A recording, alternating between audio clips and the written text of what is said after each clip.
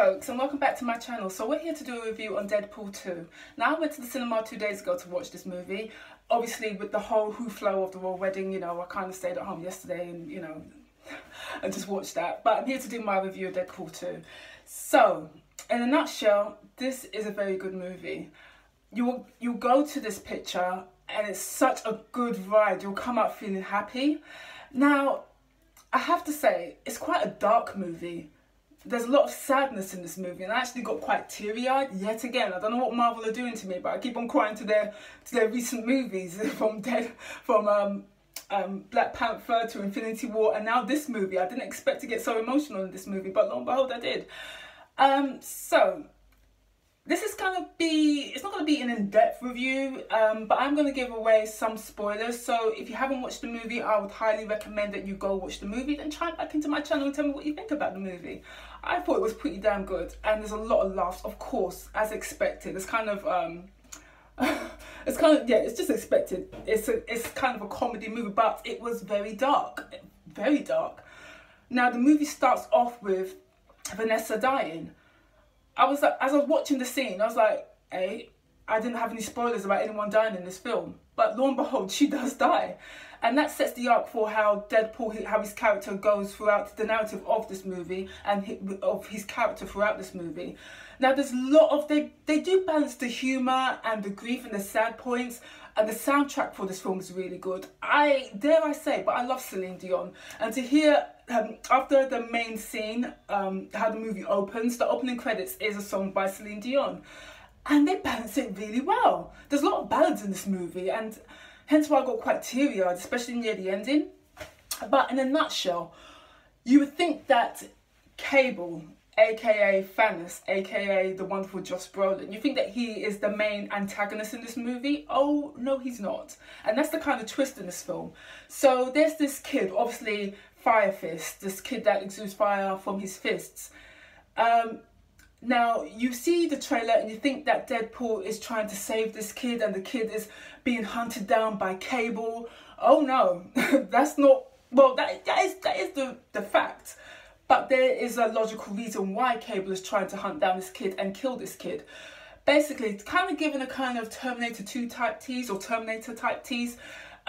This kid actually grows up to be a supervillain. And Cable knows this because this kid in the future, kills Cable's wife and daughter.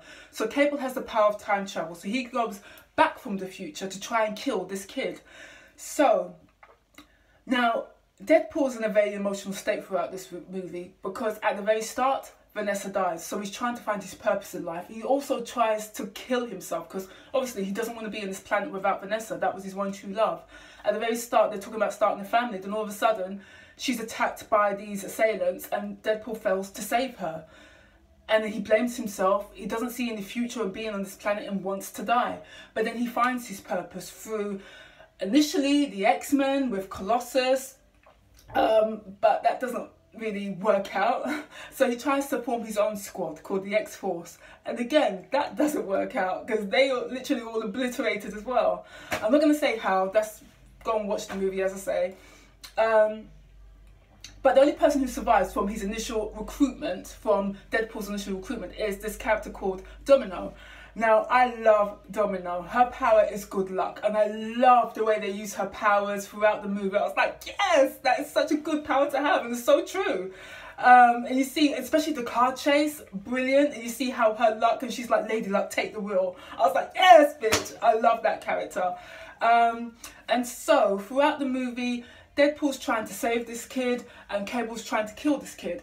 But it comes to a point where Cable and Deadpool actually have a conversation. What is your objective? Why are you trying to kill this kid?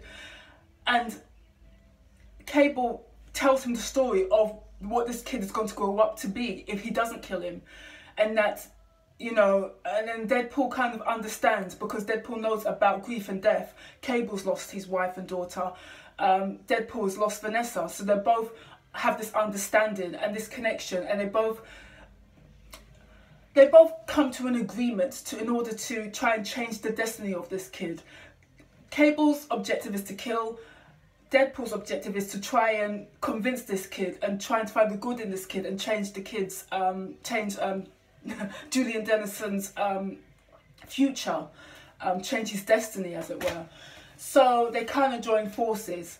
And so, but the kid, throughout this movie, you see him getting more angry and angry. He initially has this good rapport with Deadpool, and Deadpool kind of understands the kid, then kind of pushes the kid away.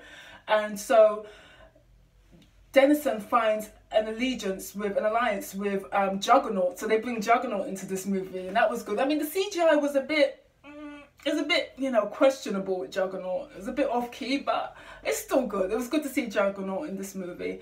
And so this kid and Juggernaut, they're in cahoots, and the kid wants to go back to that to this care home where he was initially abused, and he wants to kill the main doctor, or the house lead, or the manager, basically, of this care home, and that's going to be his first kill. And from that point, he finds this lust for killing, hence, which will set the destiny, which will set his future, and he becomes this mass super villain in the future. And so the story just rolls on, and a big fight occurs, and Deadpool kind of sacrifices himself to save this kid. And he sacrifices himself because ultimately he still wants to die. That hasn't left him. He does save the kid. The kid just realizes what he was doing and acting badly and having this lustful revenge, and revenge is not the way, love is the way. And they kind of, that's what I mean, the emotional part of this, because there's a scene where when Deadpool's actually dying from his act to save Dennison. And that point, I got quite teary-eyed, because you see him almost going into heaven, or this heaven to see Vanessa, and they play the song "Take on Me," this ballad, and it's like I started to cry. I was like, oh God, don't do it to me. Why am I crying? But it's so emotional. It's so well shot. There's a lot of but he's still needed for. He's kind of, he almost dies, but he's kind of brought back because his story hasn't finished. He's not supposed to die, so he's kind of brought back, and he has a further purpose. So the X-Force that he initially tried to build up, who were basically all obliterated apart from Domino, he forms the X-Force with Cable, with Fire Fist, with Colossus, and some of the other X-Men. I can't remember the Warhead. Can't remember her first name. Oh, sorry. I'm sorry. I should have written this all down. But he does form an X-Force. So there's a good ending. In a nutshell, that's my general summary of this film. It's got great humour. Great. I think they could have reduced a bit of the comedic release. They could have reduced it, because it's like every line that Deadpool uttered, it was almost like a joke. And I kind of appreciated those serious moments, those emotional moments. And I love that. You see, there's a lot of layers to Deadpool's character in this film. I'm just yammering on and on and on, but it is a really good watch, really it is. Especially the end credits. Now, the end credits do stay right until the end of all the credits. Let it roll and roll and roll, because there's 2 end credits, which are quite pivotal. One, and he kind of changes history again. Deadpool goes back in time, and he changes history for certain acts. You see certain cameos as he's doing so. I don't want to give like spoilers on that. I would suggest you go watch, but all I can say is Green Lantern and Wolverine. That's all I'm going to say. And Brad Pitt. If you watch carefully, that's all I will say about the 2 end credits, which are really, really good. But yeah, it's a good watch. I felt that, God, Marvel, I don't know what Marvel's doing to me these days. I cried to Black Panther. I cried to Infinity War. And now got me crying to blinking Deadpool. What the hell's going on?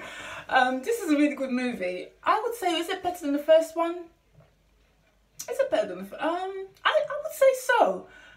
Because of the serious elements to this movie, because of the emotional parts to this movie, the soundtrack is beautiful to this film. A lot of slow ballads, and as I say, when they play "Take on Me," if you don't start getting teary-eyed, again, I don't know how Marvel are doing it, but as I say, they're managing to balance the action. There's good action in this movie as well, much better than the first. Obviously, they had a bigger budget. The CGI is a bit questionable again, but you kind of bypass that, you know, it's just Juggernaut. But Everyone else is brilliant. Everyone else played their roles really well. Josh Brolin, again, fantastic. Ryan Reynolds, this is his role. I mean, I don't know if they could ever have another Deadpool apart from Ryan Reynolds.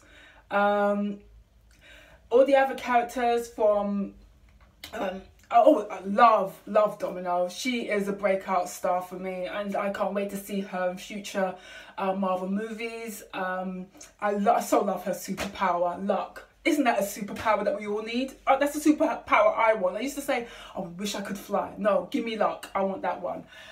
So, recommendation, 100%, go watch this movie. As I said, this was kind of a spoiler, non-spoiler type video. I don't like to give everything away, but I'll be interested to see what you think of the movie. Tell me, did you get as emotional as I did? I don't know what's wrong with me. I'm crying to a lot. I've cried to the last 3 Marvel movies. I don't know what they're doing to me, but what's wrong with me? But I wasn't the only one crying. I mean, you know, I've also watched other reviews, and there's other people on YouTube who also cried to this movie, so it's not just me. And also cried to Black Panther, and also cried to Infinity War. Once again, Marvel thumbs up. That's the end of my review. If you like this video, please give me a thumbs up, and please subscribe to my video. I'm trying to find my feet with these movie reviews. I'm just going to try to add do better editing, as I say, with adding some bits in my reviews so I can explain better.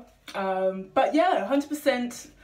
With regards going back to this movie, Deadpool 2, a good watch. You'll come out smiling, albeit all the tears, albeit all the emotional parts. You'll come out thinking, oh, that was so cute. And you just, Ryan Reynolds, thumbs up. Yeah.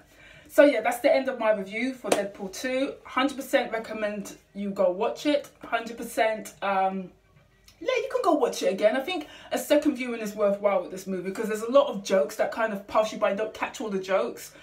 So I felt they could have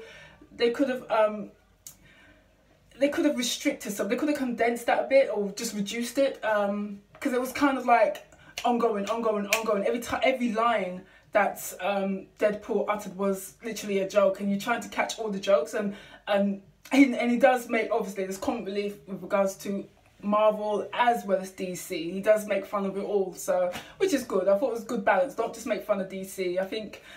Yeah, so I appreciated that. So once again, this is the end of my review, and please give me a thumbs up if you like the video. I'll stop yammering for now. I'm all talked out. Bye guys.